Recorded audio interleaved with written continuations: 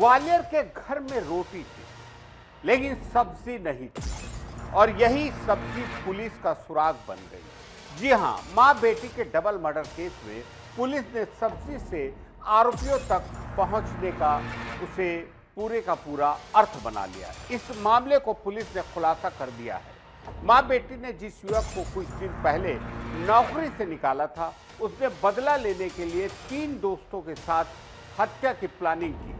चारों आरोपी हैदराबाद के लिए निकलने वाले थे। इससे पहले पुलिस ने गिरफ्तार कर लिया।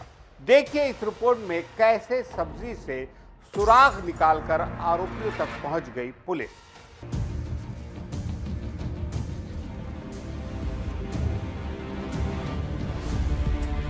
दरअसल सोमवार को सिटी सेंटर अलकापुरी में गार्डन होम सिटी अपार्टमेंट के फ्लैट नंबर 322 में इंदुपुरी और उनकी बेटी रीना भल्ला का शव मिला था।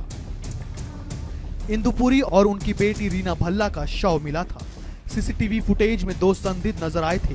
पड़ताल करने पर एक युवक इरफान निकला, जो रीना के ग्रोसरी स्टोर में डिलीवरी बॉय था।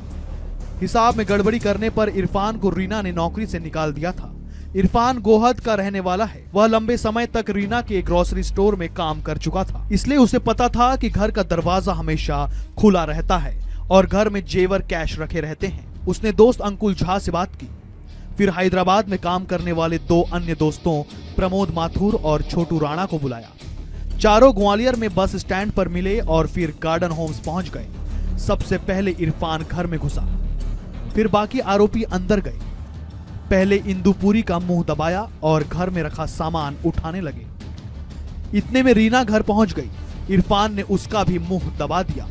दोनों की मौत हो गई। घटना स्थल पर पहुंची पुलिस के सामने 3 सवाल थे। हत्या कब हुई, क्यों हुई और किसने की? पुलिस की पड़ताल में यह भी सामने आया कि हत्या सोमवार की रात 9:20 से लेकर 10:30 के बीच हुई है, क्योंकि रीना भल्ला के यहाँ रात को 2 हाउसमेड आती हैं। एक साफ सफाई और रोटी बनाती है, दूसरी सब्जी बनाकर जाती है। एक हाउसमेड ने पुलिस को बताया कि वह सोमवार रात 9:20 पर रोटियां बनाकर गई थी। मंगलवार सुबह जब पुलिस स्पॉट पर पहुंची तो जार में सभी रोटियां रखी हुई थी। मतलब मां बेटी ने खाना नहीं खाया था। किसी भी बर्तन में सब्जी नहीं मिली है। इससे यह भी साफ है कि सब्जी बनाने वाली आई तो दरवाजा अंदर से बंद था, फिर वो आई ही नहीं। रात लगभग 10:02 पर 2 युवक फुटेज में नजर आए। इसी के आधार पर पुलिस ने जांच आगे बढ़ाई। पुलिस का मानना था कि हत्या करने वाले पूरे घर से अच्छी तरीके से वाकिफ थे। आरोपियों ने अंदर दाखिल होने के लिए कोई फोर्स एंट्री नहीं ली थी। वो आसानी से दाखिल हुए थे। इसके बाद उन्होंने जाते से ही दोनों महिलाओं पर अटैक किया। बेडरूम और उसके पास के रूम में कुछ सामान के बीच छानबीन की। इसके अलावा पूरे घर में आरोपियों ने किसी भी सामान को हाथ तक नहीं लगाया। पुलिस के हिसाब से घटना के समय दोनों महिलाएं बेड पर थीं। वहां हमलावर पहुंच गए। महिलाओं ने उनके इरादे भांपकर विरोध जताना चाहा होगा। इतने में ही एक हमलावर ने 72 साल की इंदुपुरी को दबोचा। 2 हमलावरों ने रीना को पकड़कर पेट के बल लिटाकर सिर को कसकर दबाया होगा। बेड पर गद्दे में ही नाक और मुंह दबने से दम घुटने से उनकी मौत हो गई। पुलिस का ऐसा मानना इसलिए है क्योंकि सुबह एक हाउसमेड के पहुंचने पर परिजन ने डॉक्टर को बुलाया था। रीना को सीधा करके चेक किया गया तो मुंह में उनके ही बाल भरे थे और चेहरा काला पड़ चुका था। घटना के बाद पुलिस के सामने हत्या करने वालों की संख्या को लेकर भी सवाल था। मंगलवार रात पुलिस को सीसीटीवी कैमरे के फुटेज मिले। 30 सेकंड के फुटेज में 2 लड़के अंदर जाते दिखे। पुलिस ने इन फुटेज को ही आधार माना। सीसीटीवी फुटेज में एक संदेही की पहचान रीना भल्ला के पुराने नौकर इरफान के रूप में हुई। पुलिस जब इरफान के घर पहुंची तो वो फरार मिला। इसके बाद उसकी तलाश शुरू की गई। रीना ने बुजुर्ग मां के लिए घर में एक सिंगल सीसीटीवी कैमरा लगवाया था। उम्र ज्यादा होने से उसकी मां अक्सर घर में आते जाते हुए गिर जाती थी। इस कमरे का एक्सेस रीना के मोबाइल में था और इसी के जरिए वे बुजुर्ग मां का ख्याल रखती थी। घटना के बाद जब पुलिस पहुंची तो यह बंद मिला, यानी हमलावरों को इस कैमरे की भी जानकारी थी। रीना की सोसाइटी के बाहर ग्रोसरी शॉप है।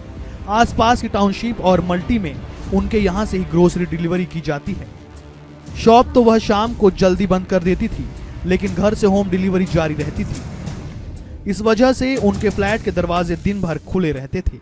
दिन में भी दुकान पर काम करने वाले लड़के आते जाते रहते थे। दुकान पर 3 लड़के काम करते थे। एक बहुत छोटा है जबकि 2 बड़े हैं। घर पर 2 हाउसमेड भी काम करती थी। एक साफ सफाई के बाद सुबह और रात को सिर्फ रोटियां बनाने आती थी, दूसरी सुबह और रात को सब्जी बनाती थी। इंदुपुरी की 2 बेटियां हैं। एक बेटी रीना भल्ला तो दूसरी डॉली है।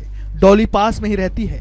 रीना की एक बेटी है, शादी के बाद दिल्ली में रहती है। दिल्ली में रहने वाली बेटी ने कुछ समय पहले ही जुड़वा बच्चों को जन्म दिया है। रीना कुछ समय दिल्ली रहने के बाद वापस ग्वालियर लौटी थी। रीना की बेटी दामाद दिल्ली से ग्वालियर पहुंचे।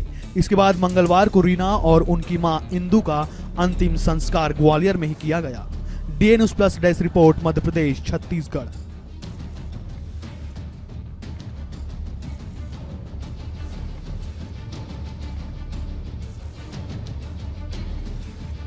हम नियमित अंतराल पर आपको हमारा खास प्रोग्राम गुनाह के छींटे दिखाते हैं। इसे दिखाने का हमारा मकसद बिल्कुल साफ है, समाज में हो रहे अपराधों पर लगाम लगाना। क्योंकि हम समझते हैं यदि कोई सतर्क रहे, चौकन्ना रहे, सावधानी बरते, अपने आसपास के सन्नाटे में जन्म ले रही साजिश को समझे, अंधेरे में सिमटी गुनाह की चौखट को पहचाने, तो हर अपराध को होने से पहले शायद रोका जा सकता है। तो देखना ना भूले मेरे साथ गुनाह के छींटे। नमस्कार।